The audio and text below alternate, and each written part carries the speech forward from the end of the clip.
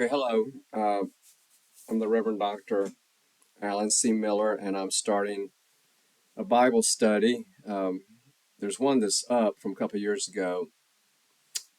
Uh, the last thing I did there was the book of Revelation, but I'm starting here with at the very beginning, Genesis 1, and each session will be about 15 or 20 minutes or so. And what we're going to do, I'm just going to read the Bible and comment as we go along. It seems to me that's the best way to do Bible study rather than to try to pick and choose different portions. Um, I just favor reading the story and then seeing what we think about it. So we're going to start with the book of Genesis, which means beginning. So here we are, chapter 1, verse 1. In the beginning, God created the heavens and the earth. The earth was without form and void, and darkness was upon the face of the deep, and the Spirit of God was moving over the face of the waters. Now, one thing to notice here, that there is a doctrine called, I'm going to butcher the Latin, but it's something like creatio ex nihilo, which means that God creates all things out of nothing. That really can't, that's really not true to the text, because we see right here in verse 2, the earth was without form or void. So the earth is already there. There's already darkness, and there's already water. So where'd that come from? Well, obviously we're going to say God created it, but that's not what the story says. What we're saying is we're starting with an unformed mass, and then God's going to do something with it. In verse 3, and God said, and now begins the pattern for the whole thing, let there be light, and there was light. And what we'll see here is that God creates with word. God just speaks it into existence. Let there be, and there be. And there was light. Notice the light, I think it's significant that light is the first thing created, because with light, what? We see. And so we can see the rest of it. We can see all the rest that God is going to create. But light comes first. And for an ancient people, for any people that doesn't live with electricity, darkness is bad, light is good. In the dark, we can't see predators, we can't see enemies, we can't see the terrain. In light, we can. So light is good. Of course, we can't help but reflect upon the Gospel of John, the first verse, which is a new beginning. In the beginning was the Word, and the Word was with God, and the Word was God. And the light shines in the darkness, and the darkness cannot overcome it. So verse 3, and God said, let there be light, and there was light.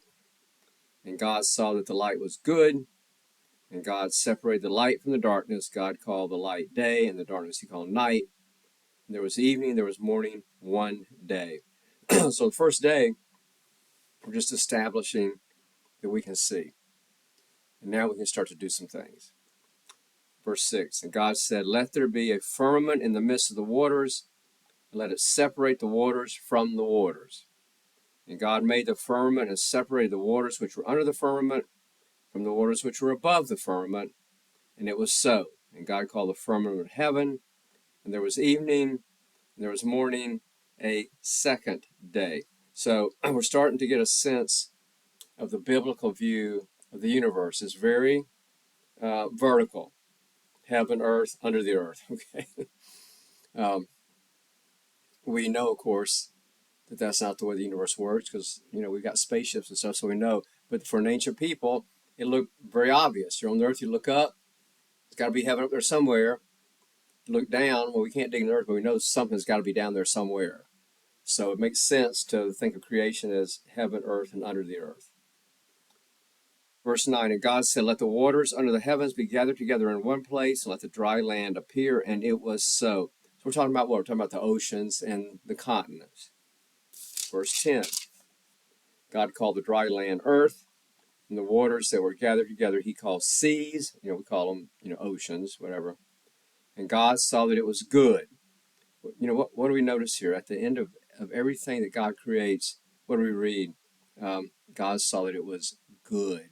See? We've got to keep that in mind. The creation is created good. Anything bad that happens later, that's what we do. That's what we do. But God's original intent is that this creation is good.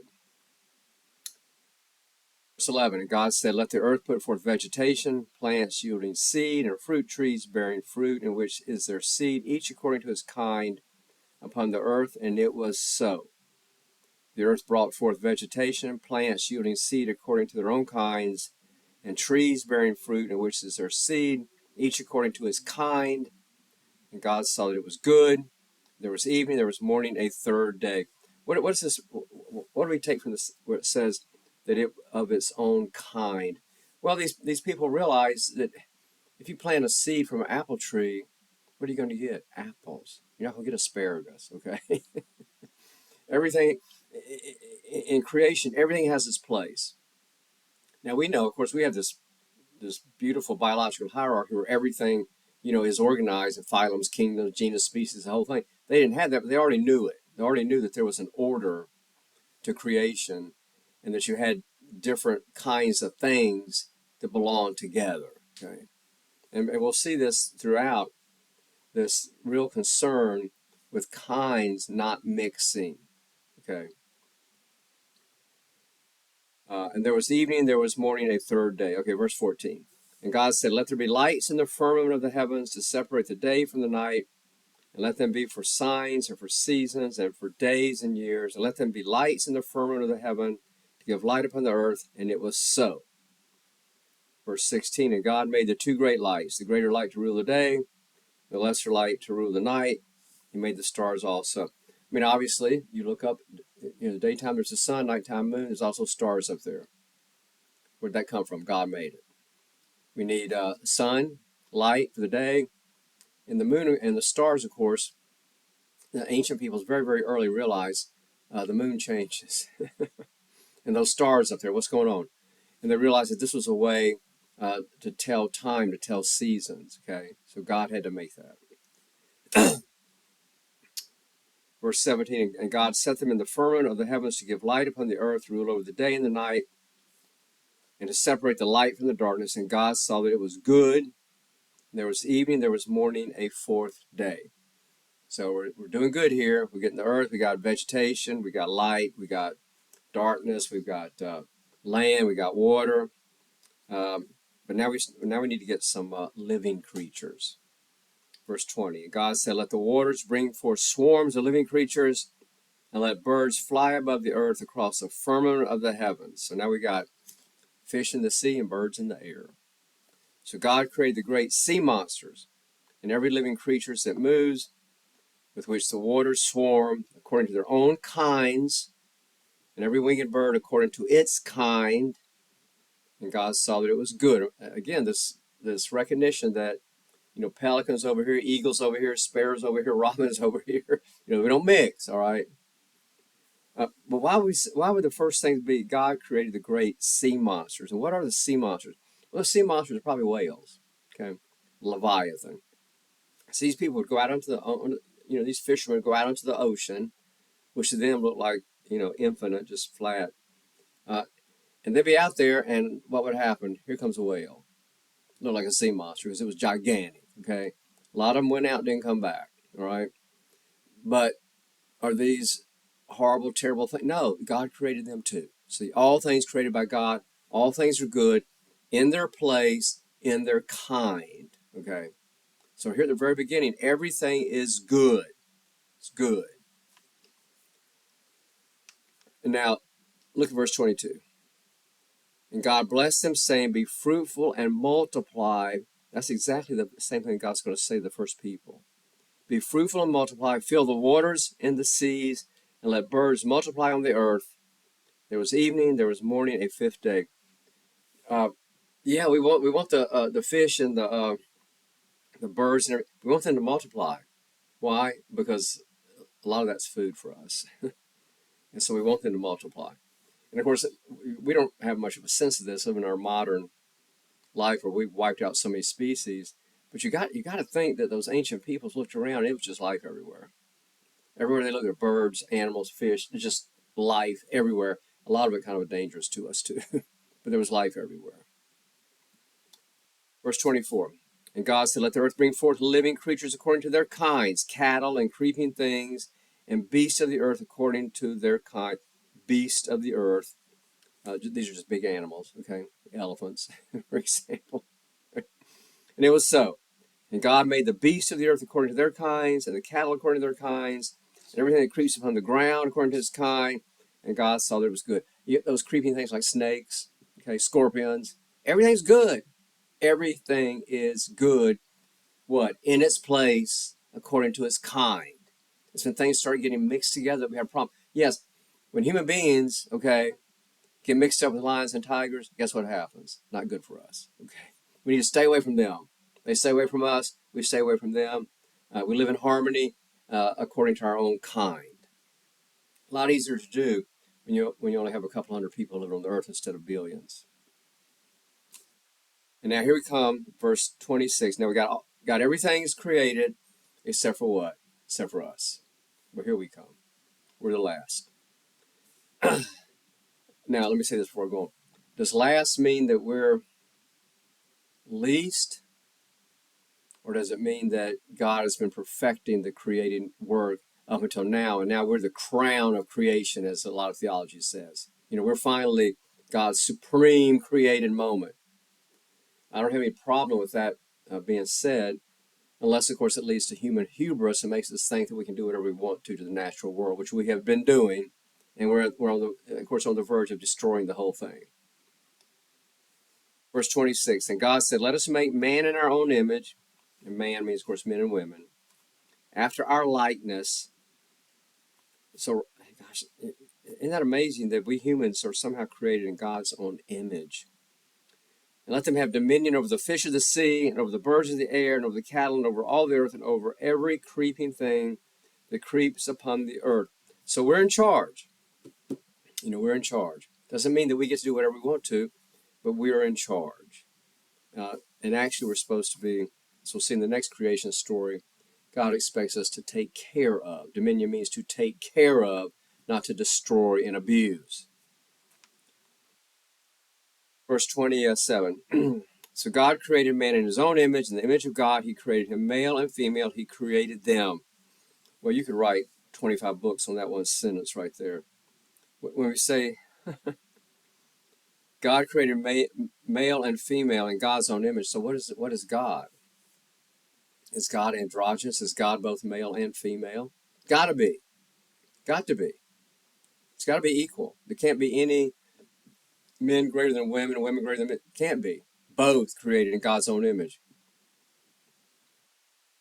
And God blessed them, and God said to them, be fruitful and multiply, fill the earth and subdue it, have dominion over the fish of the sea, over the birds of the air, and over every living thing that moves upon the earth. Subdue does not mean to destroy, it means to make it habitable. And let me take a little side journey here. When was this Genesis 1 written? Most scholars think it was probably written by the priest around the time Israel was coming back from the Babylonian captivity. They were coming back to Israel. Remember, Jerusalem had been destroyed by the Babylonians, okay? But a few came back to try to rebuild the temple, resettle the land. Well, how are we going to best resettle the land? We have to repopulate. We have to outbreed the people who are there. And so the first blessing in the Bible, the first command in the Bible, be fruitful and multiply. Fill the earth. That was the plan for Israel coming back from captivity to reestablish the promised land. Okay, so here's the biblical warrant for that. First command, first blessing. The first blessing is being created in God's own image. The first command, be fruitful and multiply. Get to it. Lots of babies. Okay. And God said, behold, I've given you every plant yielding seed which is upon the face of all the earth, and every tree with seed in its fruit, you shall have them for food. Notice right here, we're not eating animals. See, at the very beginning, we're not eating animals. We're eating fruits and vegetables. So, by the way, if you want to know what the best diet for humans is, I think it says so right here, fruits and vegetables. Verse 30, and to every beast of the earth, to every bird of the air, to everything that creeps on the earth, everything that has breath of life, I've given every green plant for food, and it was so. So all the rest of the life eats plants too. All right? In fact, it doesn't even say here that the beasts are eating each other. How about that? All life that eats is only eating plants. There's no, like Tennyson says, nature red in tooth and claw. That comes later. That's after the flood. But the original intent was, we're not killing each other for any reason. We're just plants and fruits and vegetables, plants, that'll do it. And then 31, and God saw everything that he had made, and behold, it was very good. Not just good, very good. And there was evening, there was morning, a sixth day. Thus the heavens and the earth were finished, and all the hosts of them. And on the seventh day, God finished his work which he had done, and he rested on the seventh day from all his work which he had done. So God blessed the seventh day and hallowed it, because on it God rested from all his work which he had done in creation. These are the generations of the heavens and the earth when they were created. So right here at the very beginning, of course, we have the reason for the Sabbath, what we call Sunday. Again, this first chapter here that we just read today, compiled by the priest. What do the priests want? They want a day that belongs to them, which is the seventh day. Now, we're going to see a couple of other reasons later on why the Sabbath is also to be holy. Right at the very beginning here, we rest on the Sabbath. And we do it because that's when God rested. So we call this, what I just read here, what we just talked about here, the priestly account of creation. Next time we'll start the one that most people know about, the Adam and Eve business. And that is going to be known as the J creation story. So right here in the first couple of chapters, we'll see there's two creation accounts. And when we get to the flood, we'll see two flood accounts. And throughout, we'll see all kinds of different versions of the same story. Which one is true? They're all true. The main thinking of theologians for hundreds of years now has been that the what we call the Hebrew Scriptures was composed up to the Psalms anyway. Was composed through four different main strands of histories that had been laying around. The priests brought them all together to create a single document. And what their genius was this: they didn't throw anything out. They kept it all. They kept it all. And then it was up to the commentators to go through it and say, what does it mean? And we just talked about what this first account means, primarily that the creation is good, and we're eating vegetables, and we're supposed to take care of the creation, and it was wonderful. Now we're going to see a whole completely different aspect of creation when we start talking about, Adam and Eve. Doesn't mean that what we just read is not true biblically. It just means it's a different vision, a different way to look at the same story. And we'll see this as we go along through this. But the main thing I think to understand in this priestly account is the idea that, number one, we were created in God's own image. We call that the Imago Dei. Okay, that makes human life what? Sacred. Okay, sacred. And that two, everything is very good. Right.